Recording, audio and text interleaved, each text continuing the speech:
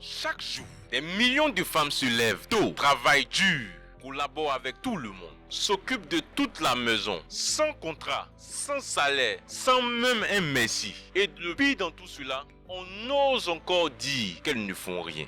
Bonsoir à tous. Bienvenue sur Royal Dio TV. Ici, on forme, on sensibilise et on impacte. Je suis Stéphane, je ne suis pas seul, je suis avec Lydie, votre animatrice. Bonsoir Lydie. Bonsoir Stéphane. Avant d'aller en profondeur, passons au témoignage. Adjo est mère de famille et femme au foyer. Chaque matin, Adjo se réveille à 5 heures. Elle nettoie, elle balaie, elle fait toutes les tâches de la maison. Elle prend soin de son mari, elle prend soin de ses enfants. Et sa famille dit qu'elle ne fait rien. Un jour, Adjo tomba malade. Et 2 jours seulement de maladie, c'était du désastre à la maison.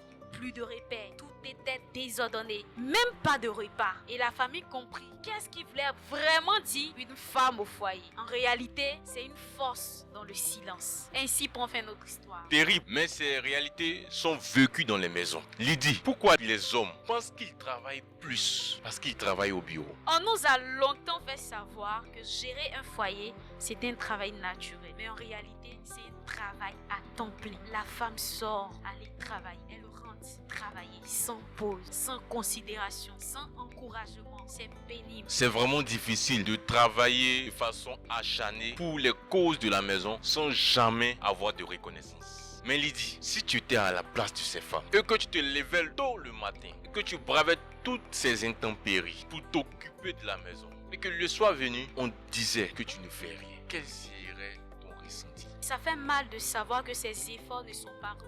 Parce qu'une femme qui travaille à la maison mérite toute l'attention. C'est vrai qu'elle travaille et son travail n'est pas rémunéré. Si l'État ou le monde voulait rémunérer ce travail, elle était déjà millionnaire. Le travail qu'elle fait, on ne peut pas l'évaluer en somme. Elle donne de son énergie, elle donne de sa force, elle donne de sa vie, elle donne de sa passion. Elle ne compte pas le temps. Pourtant, dans nos bureaux, nous regardons le temps. Est-ce qu'il est là ou pas? Cette femme à la maison donne de tout ce qu'elle a de plus précieux. Et malheureusement, ce travail-là passe pour inutile en fait. Personne ne reconnaît à juste valeur ce travail. Les activités ménagères sont des travaux bénévoles. Donc, considérons-les. Lydie, est-ce que nous pouvons réellement parler d'égalité dans le couple? Nous pouvons parler de respect. Nous pouvons parler d'amour lorsque c'est toujours la femme qui s'occupe des tâches ménagères pendant que l'homme est là à se plaindre que la femme ne fait rien. Stéphane, il faudrait savoir diviser les responsabilités pour avoir un équilibre dans le couple. On a tendance à dire non,